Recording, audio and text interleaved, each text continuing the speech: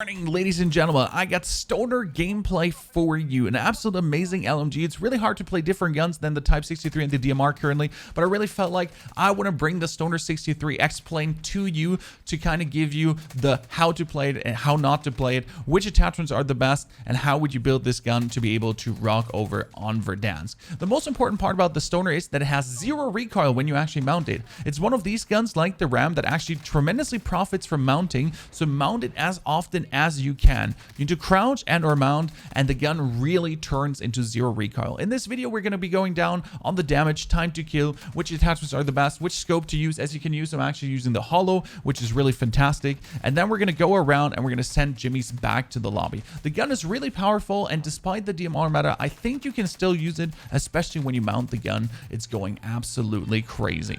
Let's check out the Stoner standard recoil, how it shoots, and what we have to do against it.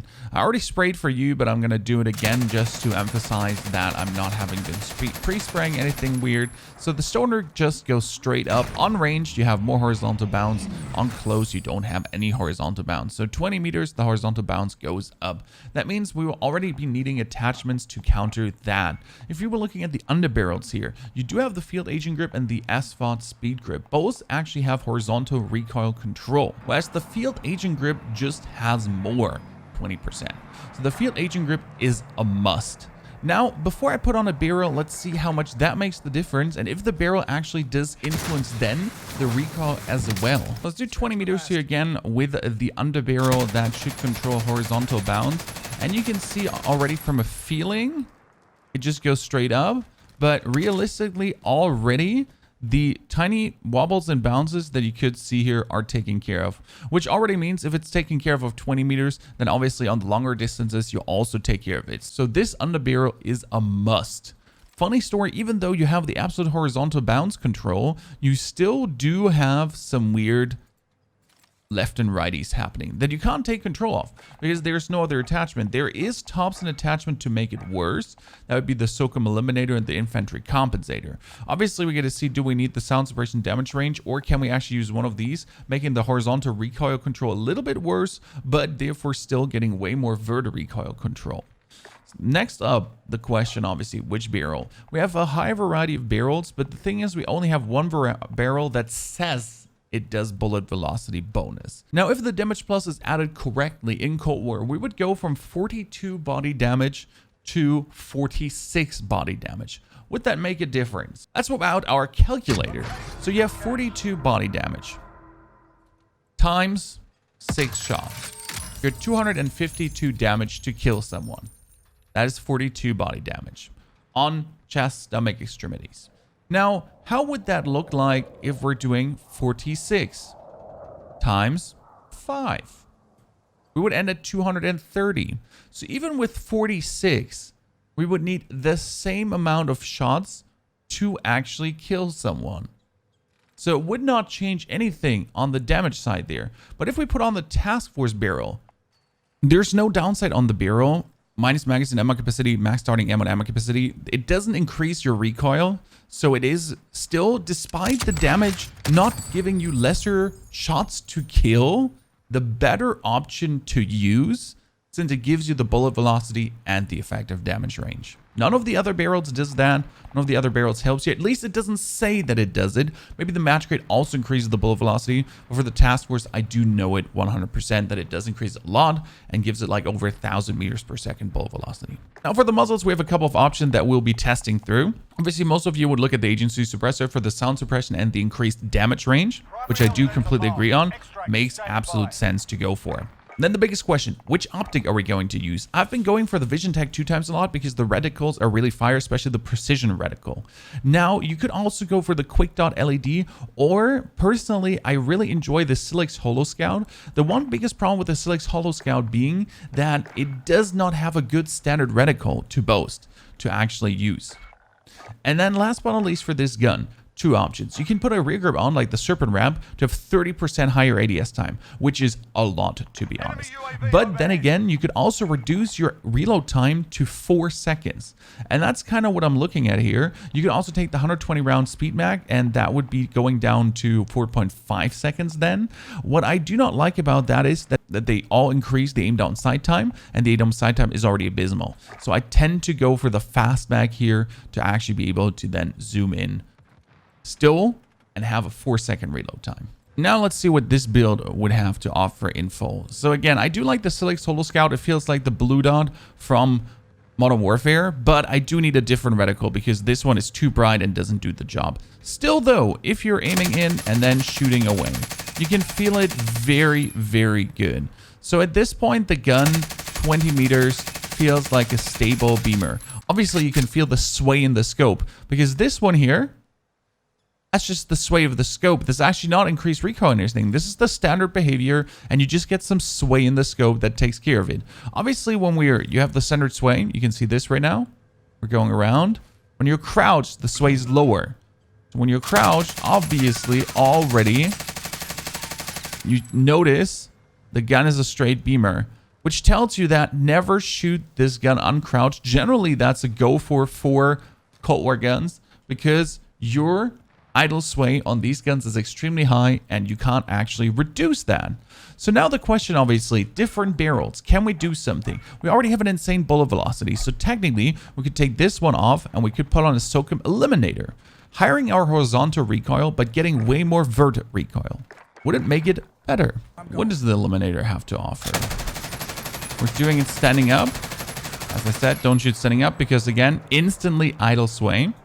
Let's reload 4 seconds. As you can see, without the speed reload, this would be abysmal.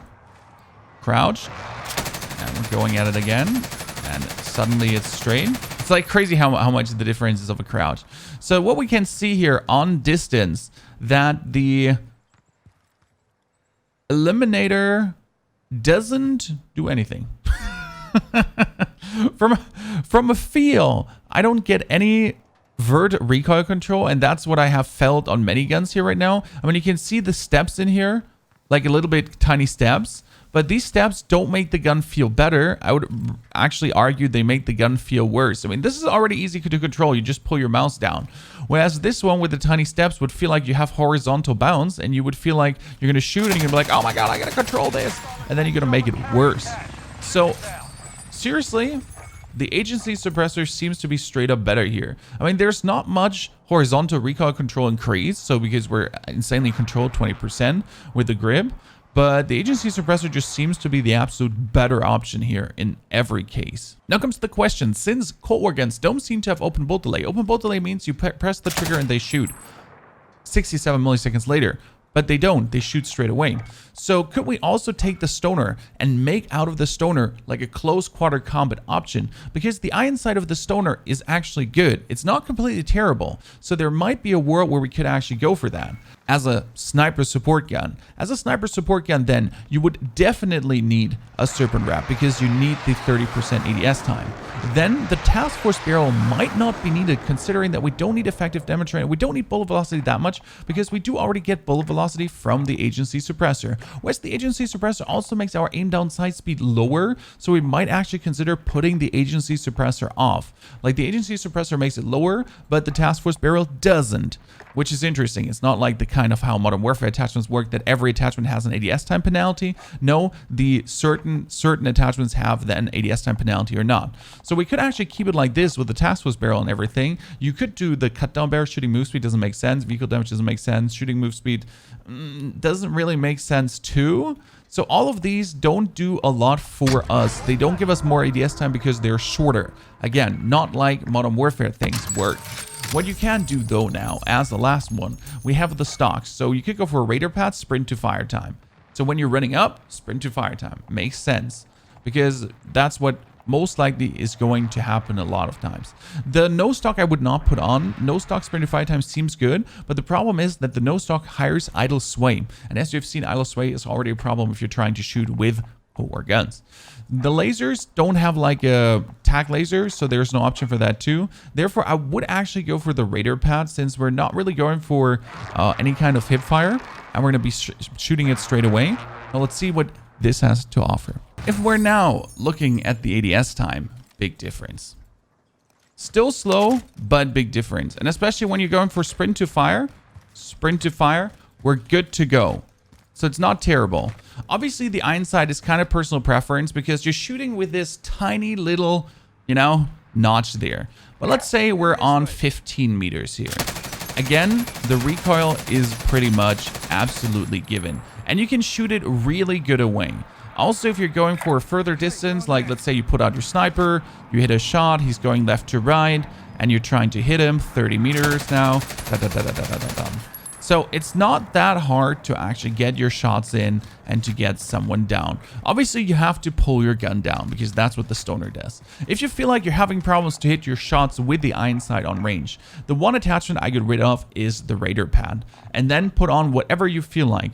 Obviously, with the close quarter combat version, I would probably look for something around the quick dot LED or the Cobra Red Dot. I like both of them. You could still use the Holo Scout. There's no problem with that if you especially get used to the Holo Scout. Again, the scopes also don't give you an ADS time penalty. It's really strange how that actually works, that you can just put on attachments and they don't make your gun worse, you know? Like Cold War guns or Modern Warfare guns have taught us so much different that we would have to like look at all these things and check how they're influencing our guns. But you can literally put on attachments and they don't play a role and they don't change anything in your gun. So with two versions now, let's talk about them and the full loadout for them. We had two builds with the Stoner 63, the long range build, and if you're taking off the agency suppressor and pretty much just putting on the Serpent wrap, the short range build. Not much difference. Obviously, put the Holo Scout off on the radar pack if you like and go for it. The gun is very powerful. It has few shots to kill. It does extreme damage. The bullet velocity is really nice. Obviously, we would like to know the real stats because, again, it's like maybe this one does bullet velocity too and we actually don't know of it. It could be even doing more bullet velocity. But realistically, the longest barrel usually does the most velocity. Then again, on the DMR, it does not do it.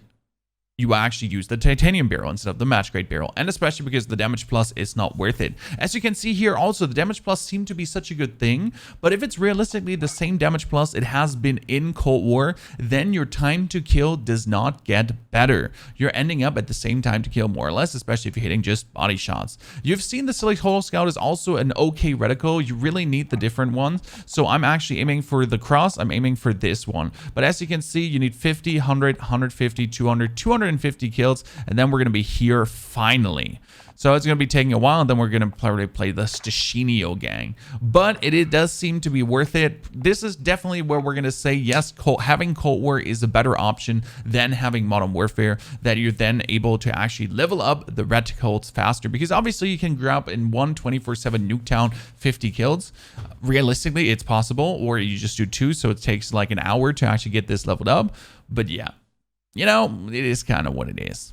How would we pair this gun now, though? So, as the long-range version, you have a couple of options. You can pair it together with the Diamantes. I really like the Diamantes, but my problem with the Stoner is I kind of don't want to whoop the Stoner out on 10 meters because of the ADS time. So, the Diamantes kind of like, eh. Therefore, I would probably, instead of the Diamantes, aim for the Mac 10. For the Mac 10, I would definitely use the Blueprint because it seems like that the Blueprint does give you a better iron sight. How does my Mac 10 look? My Mac 10 plays the 40-round speed mag. I don't like the drum mag that much for some weird ass reason. For me, it's just the speed mag. Also, I kind of like the looks of it. Then we're playing the field agent grip, the reinforced heavy barrel for bullet velocity and effective damage range, so you can use this gun on any range. There's also the rifled barrel, which does effective damage range, and it might also do bullet velocity, but it does not say that it does bullet velocity, so that's weird. The task force barrel, again, is not worth it. The plus damage does not do what enough to give you a lower time to kill, and your lower time to kill is already the lowest possible. So you would also get vertical and horizontal recoil control, making it harder to control on like these 10 to 20 meter shots that you then can do with the gun. Also, I do like to play the 5 milliwatt laser because I just want to be able to hip fire this if any way possible. You could also play this with no stock if you do like to. I do know a lot of people are actually playing the SAS combat stock for this shooting move speed and aim walk movement speed. I don't know if it actually does make the hip fire accuracy worse. The no stock doesn't. The no stock makes hip fire better by 8%. You can also just put on the agency suppressors, the barrel for the sound suppression, the damage range. So this is usually the build I'm going for and I'm really rocking and liking a lot because the 8% from the no stock is really neglectable and it doesn't really do that much for the gun, but you really want to have the laser sight giving you 30% hip fire accuracy. Then alternatively, you could obviously put on the good old hipfire MP5. You could put on the hipfire Uzi, like all the good old hipfire guns that we have from the Modern Warfare are still viable. Yes, you can also use the Cold War MP5, but I have to say that the Modern Warfare MP5 just feels significantly better. And since the Mac 10 has the lowest time to kill, it's probably to be advised to just use the Mac 10 on this beast. On the sniper version, the one that you would then play together with the sniper, I've been actually tailing and playing around with the Tundra. The problem with my Tundra is I don't have it leveled a lot. So I have to take this blueprint, and I'm happy that I get the Combat Recon barrel because the Combat Recon barrel is the one barrel that gives you the most bullet velocity. So you want to have that. Also, very important, you actually do need an idle sway control attachment. It helps tremendously. Obviously, I would put on the suppressor if I finally get there all the way here to get even more bullet velocity. Then on top, I really do love the infiltrator grip because it makes you move so fast with sniper rifle and doesn't feel you like you're dragging a freaking piece of seawood with you that's like a liability.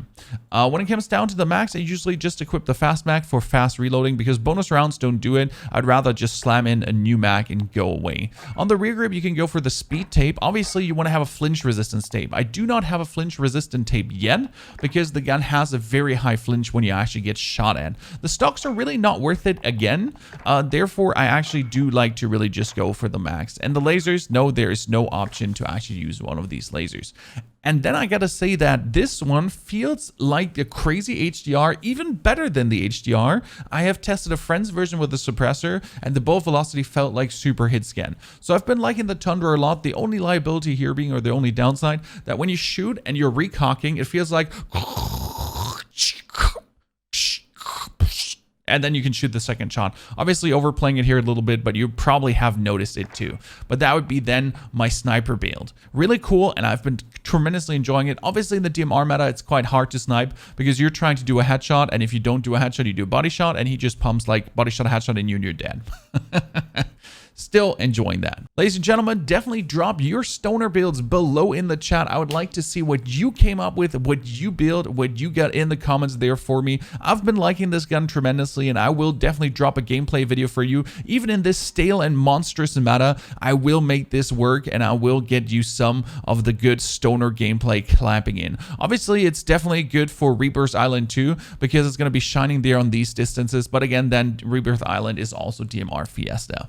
Enjoy this gun. Don't get disencouraged, guys. After the holidays, if January is coming, the guns are going to get nerfed at some point. So I would now actually say use them as long as you can. Get your KD up, have some fun, get some highlight reels, get some TikToks in, go crazy. I'm very sorry if my YouTube videos have a lot of DMR and Type 63 in it, but that's pretty much it in the Warzone right now. I can only play these two guns. I'm trying to make others work, but you feel like you're getting punished. So I'm always have like this. I play this loadout until I get killed by DMR, and then I just whip out my DMR and murder them. That's pretty much my philosophy here right now. So I'd stay sane as a streamer and content creator. And I think you should do the same. Always put up first loadout, get something fun. You get killed, your friends get you back, or you get back from the gulag. Second loadout, pick up your DMR and start killing people. Thank you for supporting so much. Don't forget to subscribe to find your way back. There's way more content coming. We're covering everything with the Cold War, the nerfs, the buffs, the everything. Also, the second YouTube channel, PKM Plays, with the variety content. Some PUBG, there's some Hearthstone coming too. Ghost of Tsushima, Cyberpunk,